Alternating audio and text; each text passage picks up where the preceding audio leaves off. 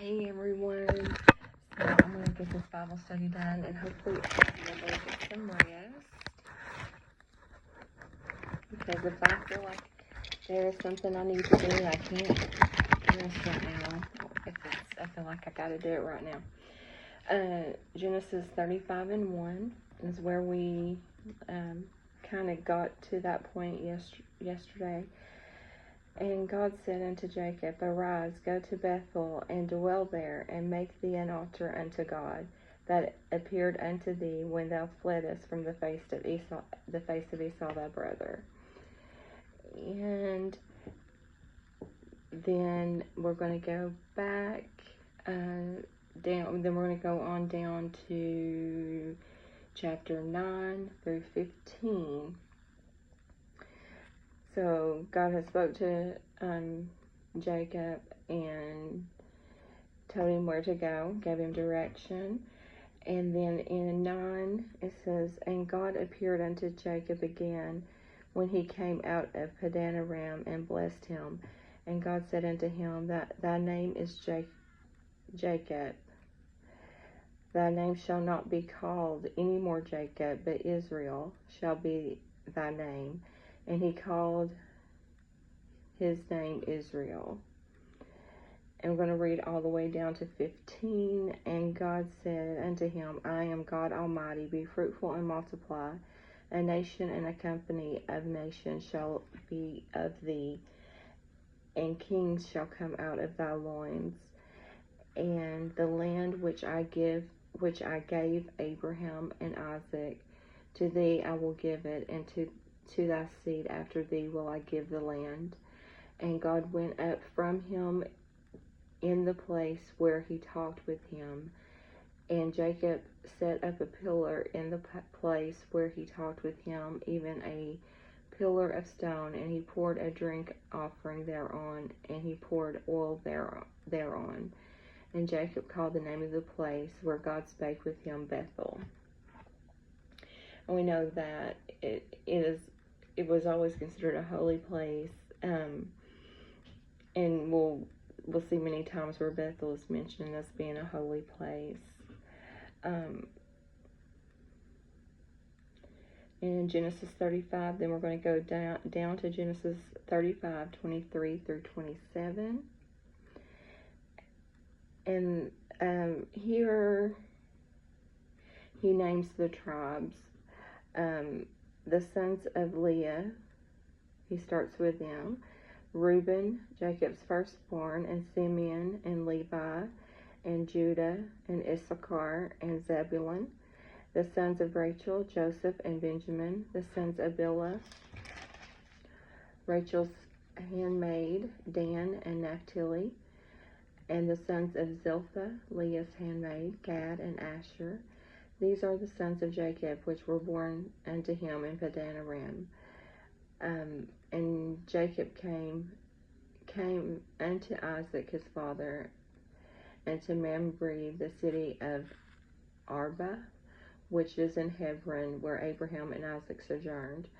So he went down and seen his father Isaac again. And then in 35:29, so God had done what he promised, and he brought him back safely to the land of Isaac. And then in 29 it said, and Isaac gave up the ghost and died, and was gathered unto his people, being old and full of days. And his sons Esau and Jacob buried him. And then the next chapter, 36, it talks about Esau's sons. They're called dukes, and Esau is called the father of the Edomites.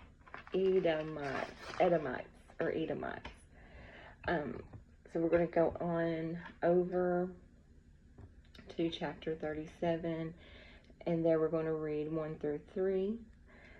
And Jacob dwelt in the land where his father was a stranger, in the land of Canaan. These are the generations of Jacob. Joseph, being 17 years old, was feeding the flock with his brethren, and the lad was with the sons of Bilhah, and with the sons of Zilpah, his father's wives. And Joseph brought unto his father their evil report. So let's get the names. So we know that he was there with the sons of Bilhah. And the sons of Bilhah was Dan and Naphtali. So he was there with Dan and Naphtali. And he was also with the sons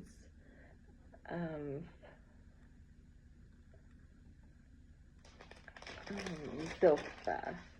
And the sons of Zilpah is Gad and Asher. So he was with all four of both the handmaid's sons, and they were not doing right, and Jacob went and told his father on them,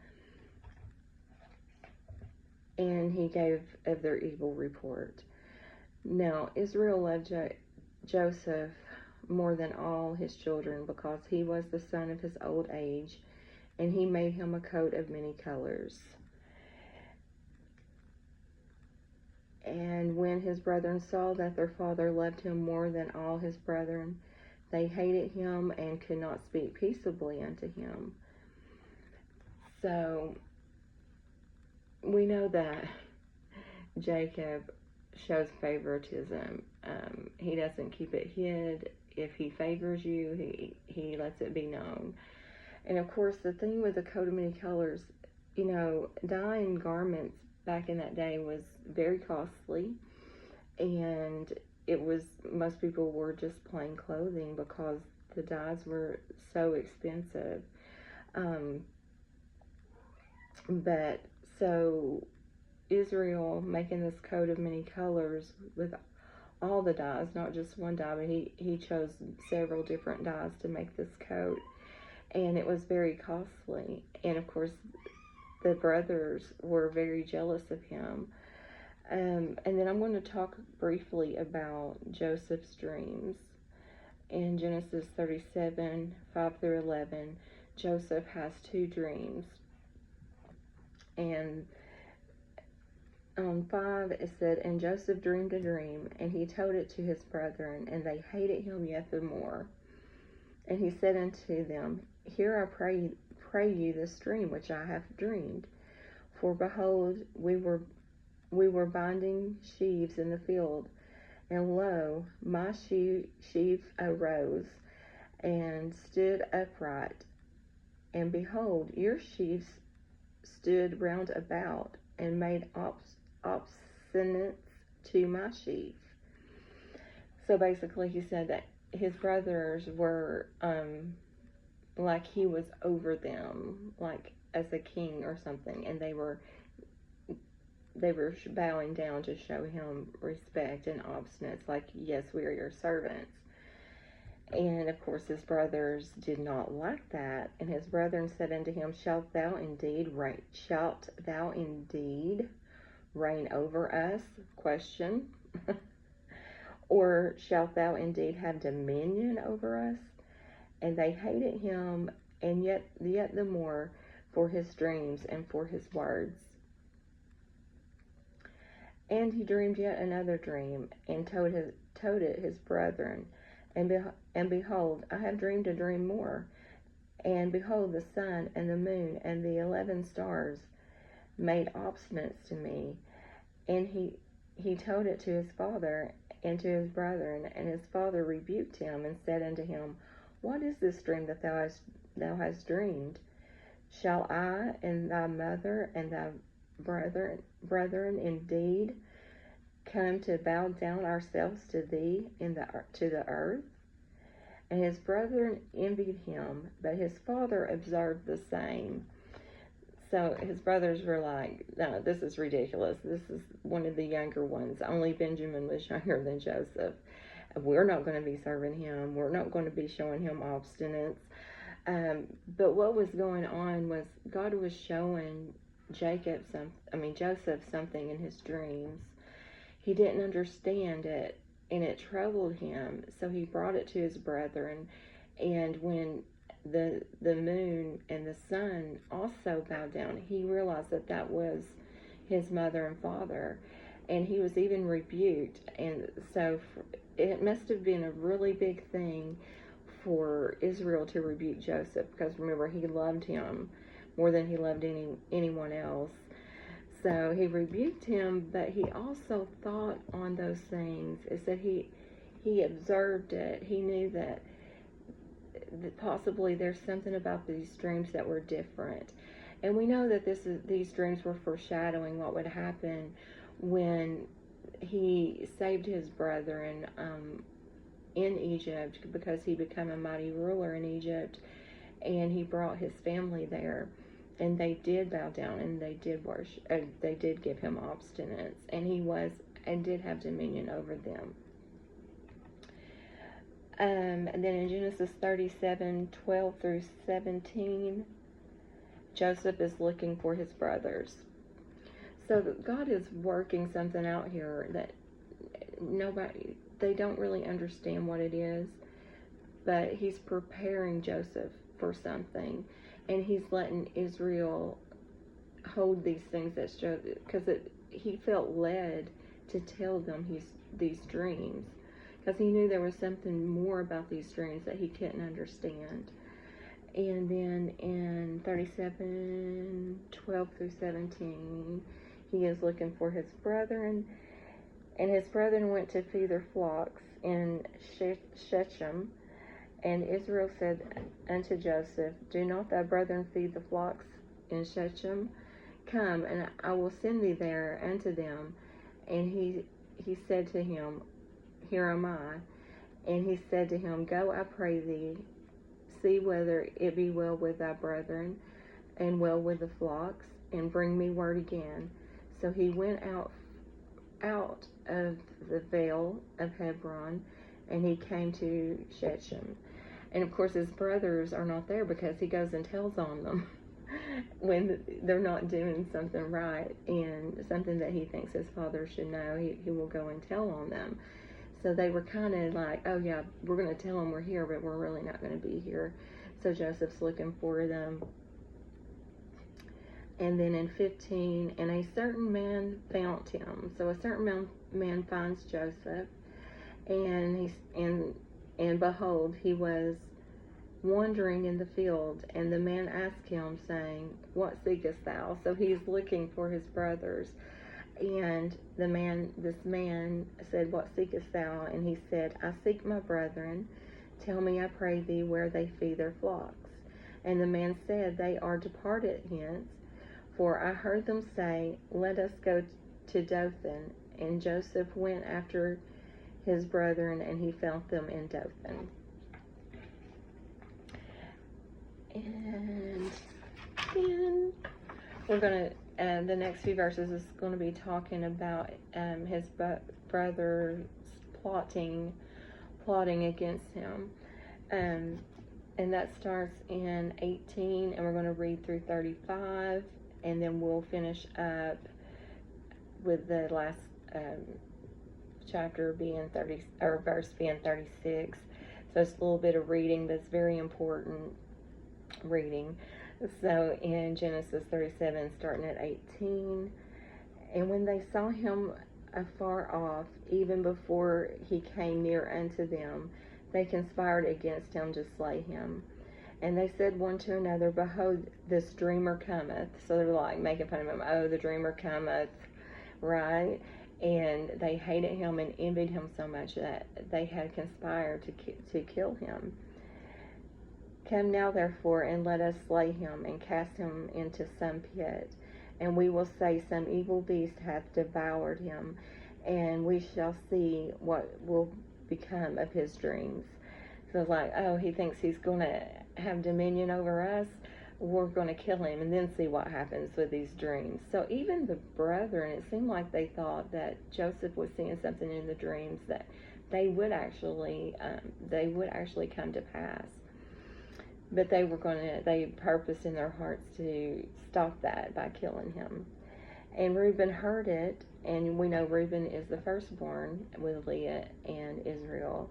And Reuben heard it, and he delivered him out of their hands and said, let us not kill him. And Reuben said unto them, shed no blood, but cast him into this pit that that is in the wilderness, and lay not thy hands upon him, that he might rid him of their hands and deliver him back to his father. So Reuben's like, let's do this, but he really meant to go back and get Joseph and bring him back to Israel. And it came to pass when Joseph was coming to his brethren that they stripped Joseph of his coat of many colors that was upon him. So that was one of the main contentions, was this coat. And that was one of the ways that they were so envious of him. And they took him and cast him into a pit. And the pit was empty, and there was no water in it. And they sat down to eat bread. And they lifted up their eyes and looked, and behold, a company of Ishmaelites. And we know Ishmael was the brother of Isaac. So a company of Ishmaelites came from Gilead with their camels, bearing spicery and balm and myrrh, and going to carry it down to Egypt. And Judah said unto his brethren, What profit is it if we slay our brother and conceal his blood? Come and let us sell him to the Ishmaelites, and let not our hand be upon him, for he is our brother and our flesh. And his brethren were content. So they decided it's better to sell him into slavery, so that because he is their brother, they know that they shouldn't kill him. And there passed by Midianites and merchantmen, and they drew and lifted up Joseph out of the pit, and sold Joseph to the Ishmaelites for 20 pieces of silver, and they brought Joseph into Egypt. And Reuben returned unto the pit, and behold, Joseph was not in the pit. And he rent his clothes, and he returned unto his brethren, and said, The child is not, and whither shall I go? So he's very distraught. He's like, oh no, what's happened with Joseph? Because he really wanted to deliver Joseph out of their hand. And they took Joseph's coat and killed a kid of the goats and dipped the coat in the blood. And they sent the coat of many colors, and they sent the coat of many colors, and they brought it to their father and said, This have we found. Know now whether it be thy son's coat or not, or no. And he knew it, and he said, It is my son's coat. An evil beast hath devoured him. Joseph is without doubt rent to pieces. And Jacob rent his clothes, and put sackcloth upon his loins, and mourned for his son many days. And all his sons and all his daughters rose to comfort him, but he refused to be comforted. And he said, For I will go down into the grave into my son mourning. Thus his father wept for him. And the Midianites, they sold Joseph into Egypt unto Potiphar, an officer of Pharaoh's and captain of the guard. So the Midianites sold Joseph down into slavery in Egypt. So tomorrow we're going to look at what was going on, continue looking at what was going on with Joseph. And there's something that happens there with the tribe of Judah. We'll go over that briefly. And I don't know if we'll get to... Oh, there's no way we could get them going down to Egypt to flee for rescue from the famine, because it's just a lot that goes on there. So we see that Joseph in a kind of an essence, even though he didn't understand, it was like he was a prophet, and that he was prophesying, not truly understanding it, that his brother and his mother and his father, and of course Leah and all the mothers that were still alive, because at this point we know that Rachel had died in childbirth, giving birth to Benjamin. So we just really need to be careful about envy.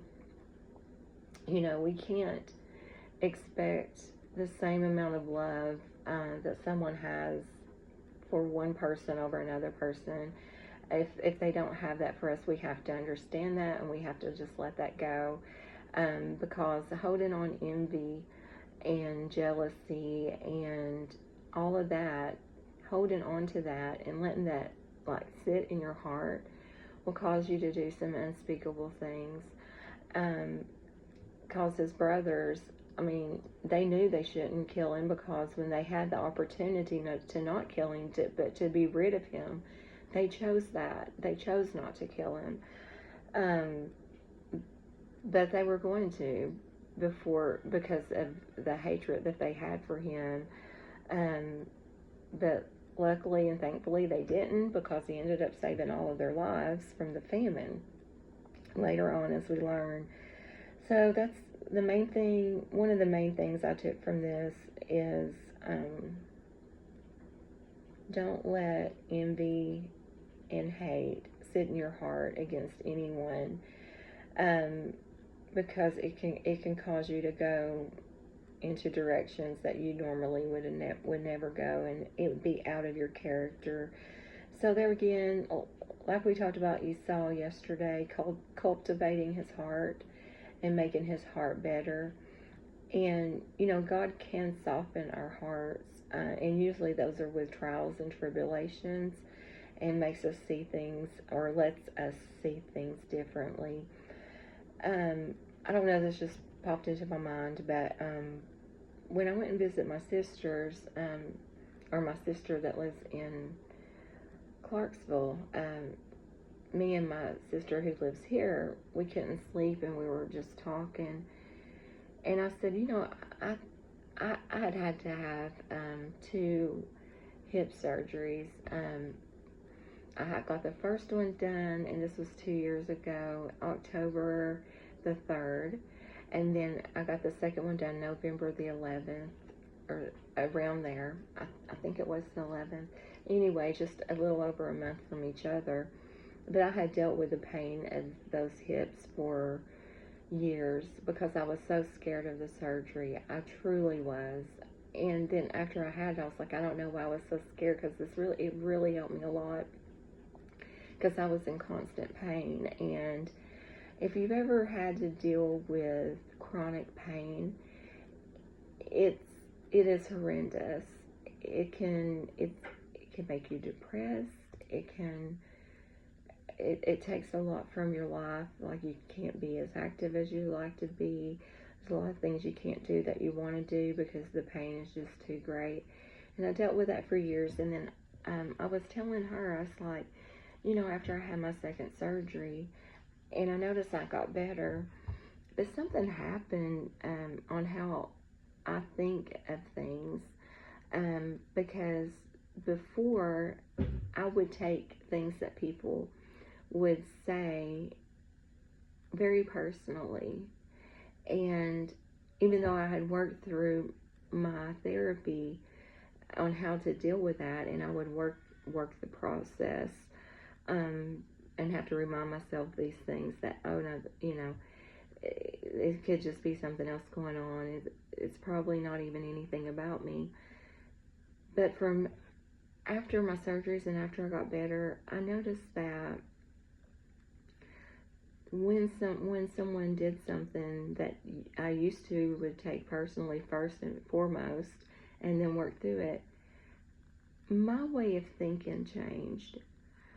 I would think, oh, well, you know, I would look at them as I would look at a child, like if it was one of my children, and I'd be like, oh man, they must be having a really bad day. Maybe something happened in their life that maybe it's a trigger, something triggered them to be this way. And I would say that a lot, like that would come first, not the feeling of persecution, but the feeling of understanding. And I was telling that to her, and I was like, I'm 50 years old, and it's like my brain, my way of thinking just changed, and it helped me so much. But I had went through all that pain, and then I was healing from the surgery, and I realized my brain had changed, and maybe it was from working all those years of trying not to take things personally. And now when things come up, I automatically think so different. And it's like, that's what we have to do. We have to train our mind to think of things differently. Think of things the way would be pleasing to God. Give people the grace and the love. And I'm not perfect 100% of the time. But more than not, I realized that my way of thinking had changed. Something changed in me. And when I was healing, I told my mother, I said, I just feel different since these surgeries. I just don't feel like, I feel like something in me has changed. And I just could not put my finger on it. And I didn't put my finger on it until we were just, me and my sister, with Jamie, was just having this conversation. And it was like a realization to me. That is one of the things that changed in you. And it's so much nicer. And, like even going through this, like right now with my mind not wanting to shut off, because I've been in a manic state with my bipolar. And I'm like, anything that I feel like I have to do it right then, or I just can't rest. It just won't let go of me. So I'm working through that, and I know God is going to let me overcome that. And I know He has blessed me because last year I was in such a depression. I really had to fight through it. And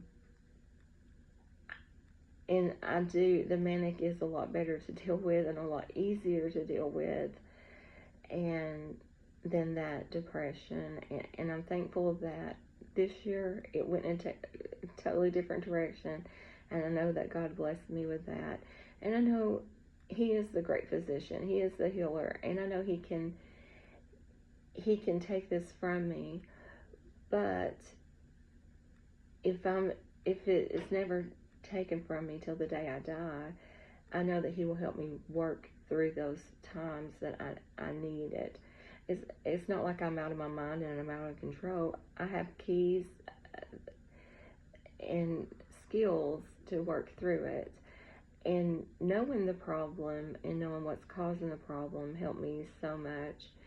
And I know that His grace is sufficient for me to get through this. And I know that He helps me every day. And I'm so thankful for God. But I just wanted to leave that there about not letting the envyings and things like that just to dwell in your heart. Try to change your way of thinking about it.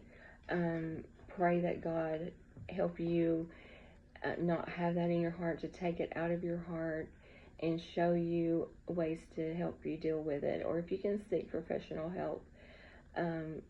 Sometimes, learning tools to get you through things is very beneficial.